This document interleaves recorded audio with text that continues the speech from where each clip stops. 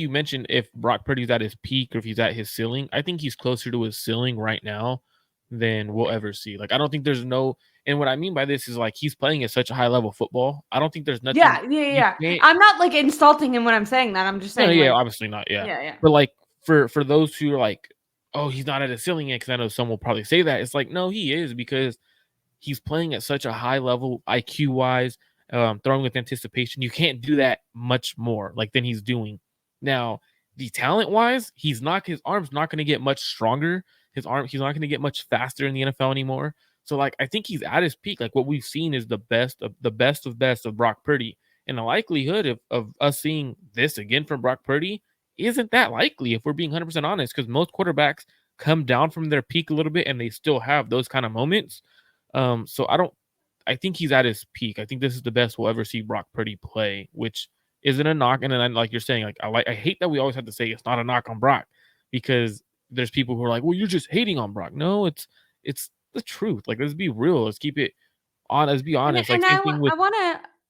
I want to say like there is the possibility that he does get better. Just when going back to betting, if I was a betting person, I feel like 7 out of 10 times this would be this is an incredible level of play, and if sustained for multiple years, Brock Purdy was in the MVP conversation this year. Obviously, not as strong of contenders as most years, but like his touchdown to interception record or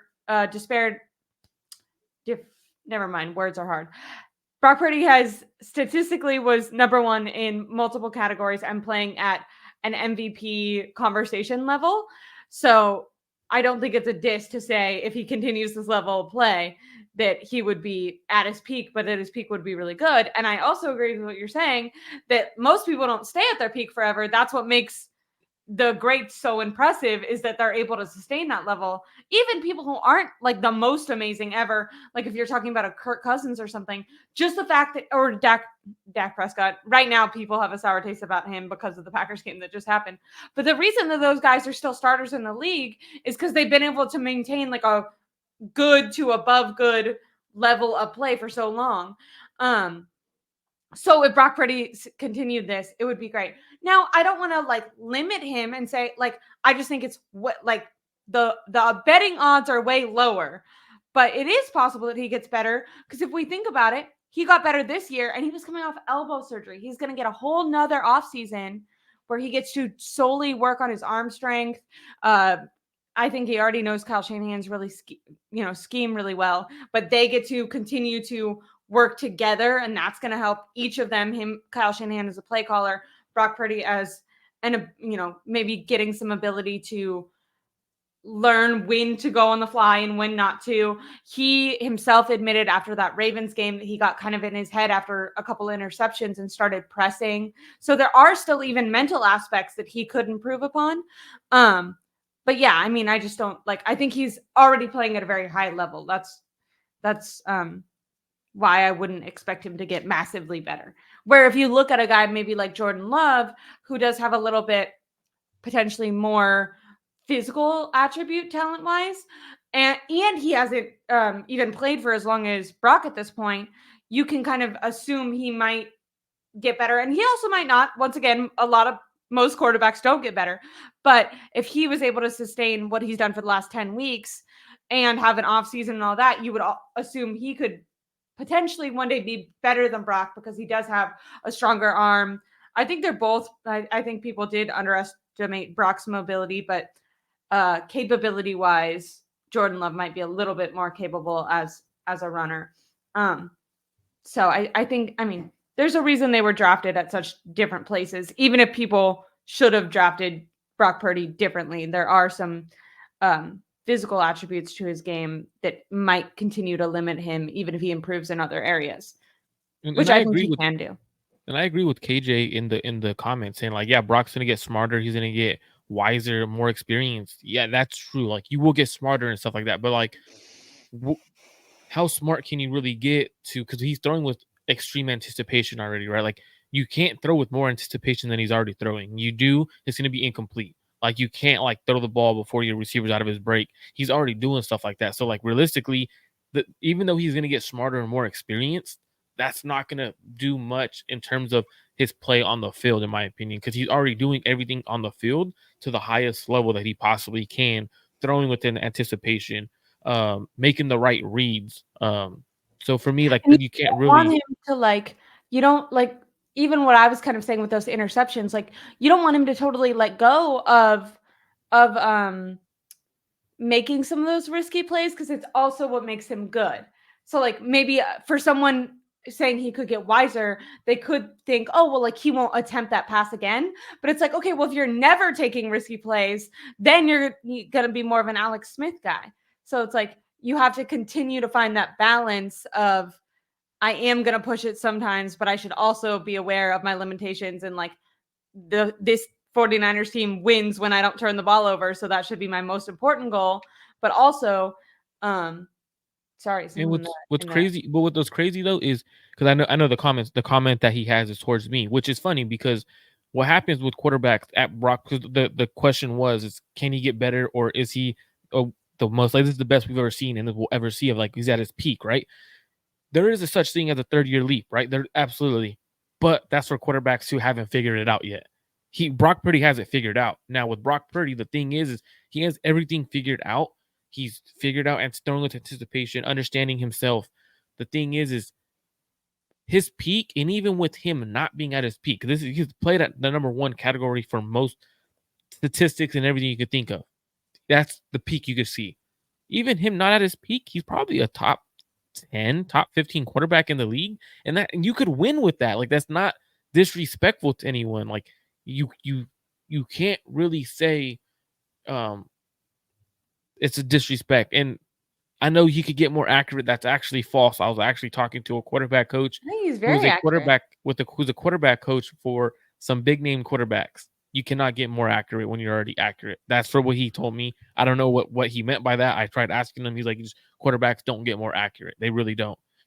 So that's something that was interesting. So I know we play the Packers is not about just Jordan Love and Brock Purdy. If it was them going up against each other, it would be a boring game. We would It's see gonna be quarterbacks so going much up against more each other. about, in my opinion, it's kind of interesting because both of these teams, and it makes sense, right? Both Kyle Shanahan scheme, coaches. I think both of these teams' strengths is if they can run the ball well, that opens up the rest of the passing game and everything for them. When we've seen this Packers team have more success over their recent games, it's because Aaron Jones has done so well. Now, Aaron Jones has not done well in his career. He's scored one touchdown. I'm pretty sure that's accurate. One touchdown out of all the times that he's played the 49ers. So he has not performed well against the 49ers. Now, obviously, he's having a little bit of a resurgence, and this is a different 49ers team. I do think I'm certain that Eric Armstead will be out there, but we don't know, is he going to be playing through pain? Will that change his ability or not? I don't think so, because he had the same injury going to the playoffs last year and he played at an elite level. But yeah, I think keys to stopping this Packers offense is going to be shutting down the run first, which is what they're going to want to do to the 49ers as well.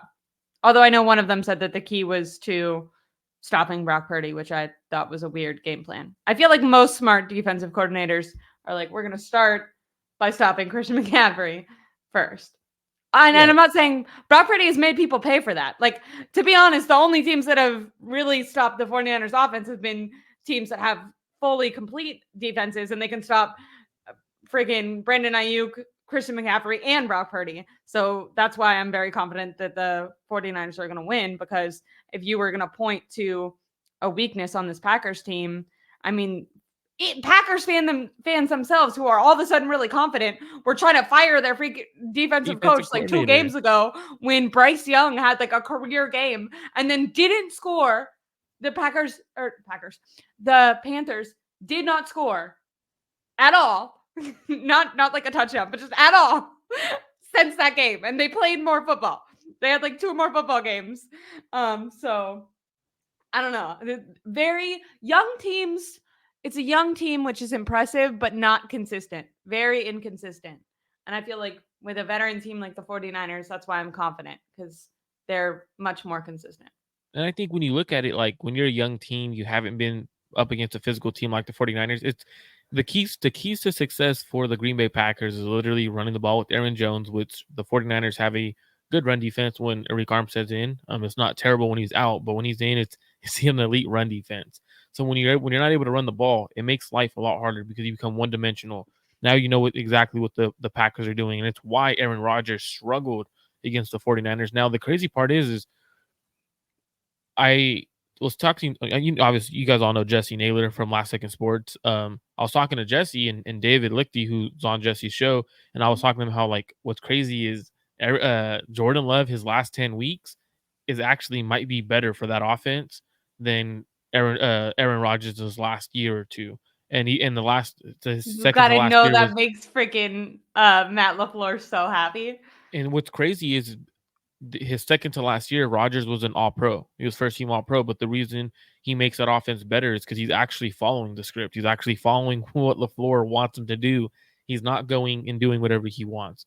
What's crazy is you don't see you don't see Jordan Love go to the line and check everything off and completely check everything and calling his own plays from there. Yeah. That's what Aaron Rodgers was doing, and in my opinion, it kind of hurt them because there was plays where I went back and I was watching Aaron Rodgers, and when we played them, there was In the things that were playoff wide game, open, yeah. and he wasn't Yeah, hitting yeah. it. He wasn't throwing it. Jordan Love's throwing those throws. Like he's going with what the coach sees and going with it. And I think that's a little bit more dangerous for an offense. And then what's crazy is Rich Madrid brought that up on Twitter recently, and talking about how the offensive coordinator actually went on a rant about it and said, "Yeah, it makes your offense a lot easier, because now Oh, you know did what to he? call. Yeah, now you know what to call. You know what kind of the style the defense is in. You don't really have this guessing game of you're calling a play and your quarterback's completely checking it out. He goes, we know how to call games now. We know what to do when defenses are doing things I to us. So like, love subtle disses to Aaron Rodgers. so for me, I like don't it's a better, in my opinion, it's a better offense because they're actually running Kyle's offense. It's not Kyle's offense with Rodgers throwing stuff out that he doesn't like and only doing what he wants. So it's a little bit different. The game plan is going to be, in my opinion, to It slow. would be funny. It would be fun. I mean, I would hate like I want the 49ers to keep going. I want to keep talking about them. I want to keep watching them play football. There's no way that I would ever want that to not happen. But in like a whole separate universe, it would be funny if the first time that the Packers beat the 49ers in recent years wasn't with was the first year that Aaron Rodgers left. Like I That'd could be just see him at crazy. home like so mad. He'd Kind go of to like his do his dark deep retreat breathing again. too. He'd go to that Yeah. dark retreat and hide for a good week and not talk to anyone. But like, it's a better offense. Like to be honest, it really is. And the key to their success is Aaron Jones, in my opinion. If they could run the ball and I don't necessarily, you don't have to necessarily run the ball like for efficient yards to stick to the run. Like they have to stick to the 2 yards, 2 yards, 2.5, 3. You have to stick to it because if you become one dimensional, you're screwed. Jordan Love's capable of being in third and long. So for me, um, that's one of the things. Uh, there's a comment in the one I want to get to. One? So it is a throwback, like a throwback Niner. It has like the patches and stuff like that. I got this. He's saying, "Dang, you drippy." That's what he's saying. Look, he was like, "I need to know." I got it from Facebook Marketplace. You'd be surprised. Damn. Yeah, so it was an older family, it was an older lady and her husband who were selling a lot of Niner gear, and I prefer older looking vintage stuff for Me too. sports, Yeah. and I went and I swooped it up. The Niner hat I got from, I want to say, Lids. Someone bought it from me, but I want to say Lids has it. You could get it at Lids, I'm pretty sure. If not, I'll find it. Rick, if you follow me on Twitter, message me. I'll find it for you and I'll send you exactly where I got the hat. Um, but I think that the key to success for the Packers is running the ball, and if they can't run the ball, they got to still stick to it. You got to stay in play action with Jordan Love, um, and you cannot, as a 49ers defense, you cannot get beat over the top. They have a lot of speed on that defense. You cannot, and I say it like this 10 times, you cannot get beat over the top. Make them drive the length of the field and make Jordan Love dice you up if he has to. I completely agree. Hold on. Hey, Packers team here. your show showed up on my YouTube. Your team is amazing. I'm here for a great matchup. All us Packers fan have respect for you guys. Packers weren't supposed to be here. This is an oddly very nice comment out of. Hey, I feel like respect. That's me this tipping guy the should cap. not go on Respect. Twitter because that is not the vibe Respect. from most of the people I've heard. But we're really excited for a good game too. Thank you. Yeah, that's respect. We really appreciate you for Yeah. being in here, man. We appreciate Packer fans being able to come in here and actually talk football, and making it more of a fan base thing than being crazy. You know what I'm saying? Now, do you think that the 49ers will have success running with Christian McCaffrey and Elijah Mitchell against this Packers weaker potentially defense? Yeah. So the reason is it's because they're linebackers, Quay Walker and Kevondre Campbell. Kyle's gonna put them in a blender.